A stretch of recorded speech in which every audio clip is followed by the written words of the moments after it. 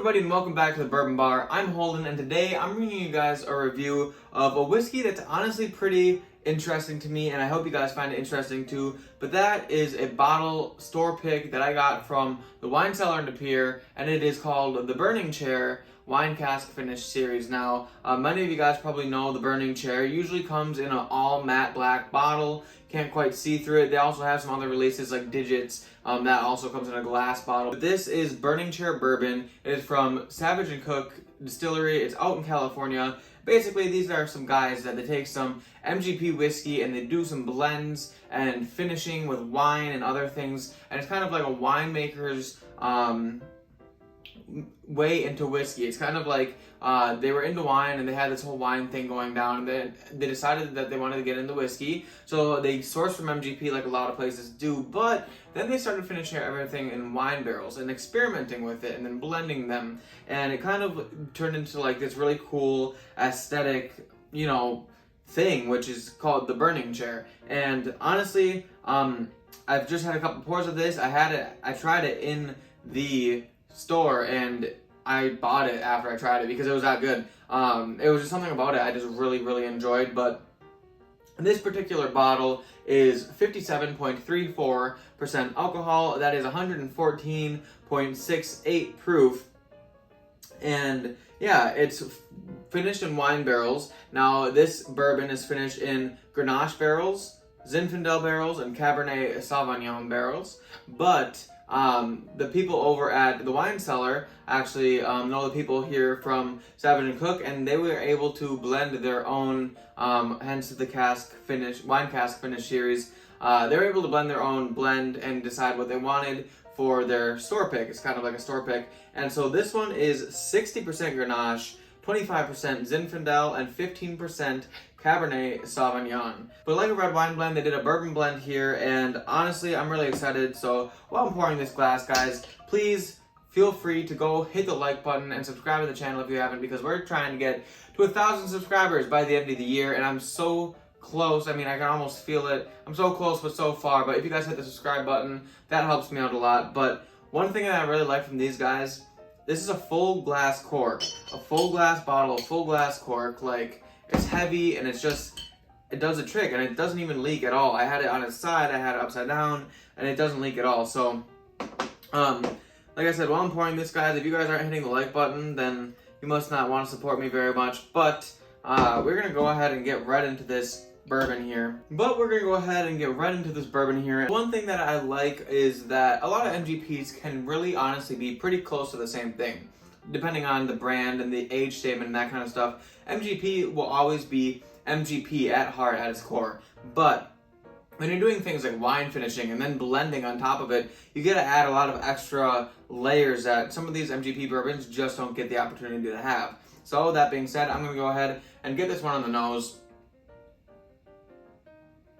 And one thing that the store owner had mentioned to me when I bought it, and the reason he did the blend the way that he did it is because he did 60% Grenache, so he can get a majority of that nice, sweeter red wine Grenache that kind of helps it and like carries it along with that sweetness, because he didn't want it to be too dry or tannic at all. And then he did 25% of the Zinfandel to get some of those like nice, full-bodied, darker notes, those like meatier and earthier and like Zinfandel notes that we all know and love, and then 15% cab because we wanted some of that full-bodied cab flavor with not a whole lot of that dry tannic harshness that sometimes cab can be overpowering in that aspect since it's such a full body. So on the nose, right away on the nose, I am getting a little bit of spice in here, maybe on the cinnamon lines or nutmeg, but one thing that I do know, I'm getting this kind of like nice peanut dust on the nose here.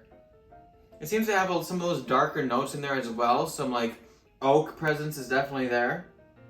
It does smell very sweet, but also at the same time, it's almost desserty. Lots of vanilla notes in there. There's a nice almond note, almost like a sweet almond butter or like almond cream type sweet. It's like almonds that are covered in that like brown sugar cinnamon dust that you get at the baseball games, right? I just went to a Brewer game and they had almonds covered in like that praline type situation. I'm also getting maybe a little bit of plums and a little bit of blackberries, but for a wine finished bourbon, they're almost a little subdued compared to the other like really strong sweet notes of this whiskey. It's surprising to me how much desserty, like almond sweetness type notes there are in here compared to maybe it being grape forward or plum forward or blackberry forward being such like a wine finished whiskey. Another thing that I really like about this is that it has that like full bodiedness in the nose because it is that cask strength. And I know that normal burning share doesn't offer cask strength, so this being cask strength is just a way better upgrade for this bottle. But yeah, overall there's so much spice, like sweet spice in this nose. It smells fantastic, honestly. But that being said, I think it's time to go ahead and get it on the palate.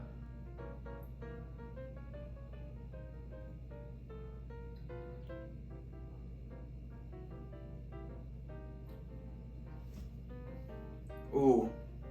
Ooh. Okay. I like that.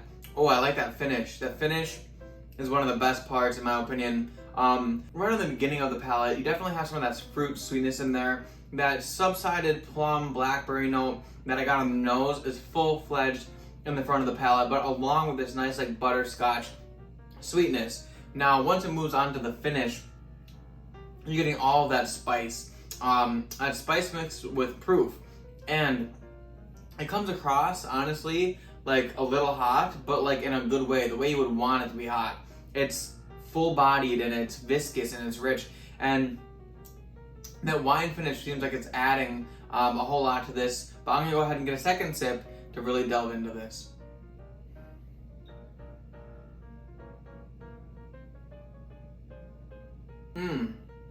Okay. So, on that time, I recognized something that brings me back to a core memory of my childhood. And when I'm saying almond, guys, I'm talking about Blue Moon ice cream or pink squirrels or that sweet, rich, like sweet almond dessert flavor. Not like just a typical almond nut, more like the almond flavor of like that Blue Moon ice cream melted into this glass. But it also has all that nice spice, that cinnamon's coming through, maybe even a little bit of anise.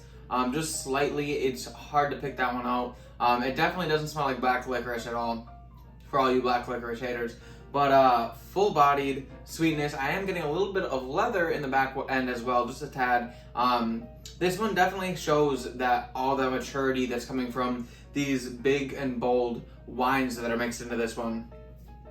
And honestly, it's really, really nice. Now, time for the grading portion, and tell you what, guys, I got this for $65, and this is a blended, wine-finished, high-proof, barrel-proof, you might want to call it, whiskey for only $65, and it is good. I mean, it's hitting all the right notes. It's in an awesome bottle. It's got an awesome cork. So, that being said, you know how this works. You got 3 different parts that we're grading for a total accumulation score. On the nose, I'd say this one definitely deserves right at that 8.4 region. I mean, the nose is phenomenal. It's got all that stuff that I like, and almonds, which I don't normally pick out on noses, but it's something I got in here, which is awesome. And that wine finish just kind of gives it like a little bit extra than I think it would have had if it wasn't finished in those wines. Now, 8.4 on the nose. Now, the palate. The palate is just slightly better than the nose, in my opinion. I think that the palate offers a little bit more, and it's got that nice finish that I really, really enjoyed.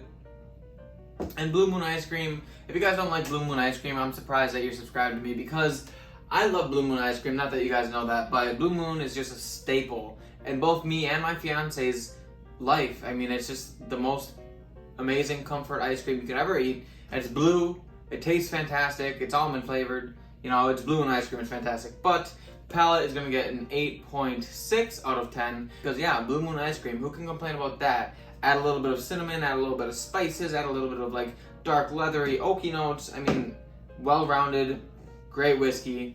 That being said, value for the money. What is this worth for the money? Now, this is $65. It's cask strength. It's finished and blended with 3 different kinds of wine barrels. I think this is a steal for the price. I mean, honestly, value for price, I think this gets a 8.9 out of 10. I mean, this may not be everyone's palate, but $65? I mean, $65. What more could you ask for? This is phenomenal. Honestly, if you guys are ever in the De Pere area near Green Bay or Ashwaubenon, whatever you guys are in, if you guys are in the Green Bay area of Wisconsin, go check out the wine cellar in De Pere. Great people over there. They did a great pick here. And yeah, I don't know what else to say besides that this is fantastic. So I'll compute the total grade out of 10 and put it up there for you guys. And if you guys like this video, please hit the like button, subscribe to the channel if you are new, and let me know if you guys have had any of these burning chair finish series. Let me know what you guys thought about it, because I honestly think it's fantastic and it's a great deal. That being said, that's the end of the video. I'll see you all in the next class. That was a good one.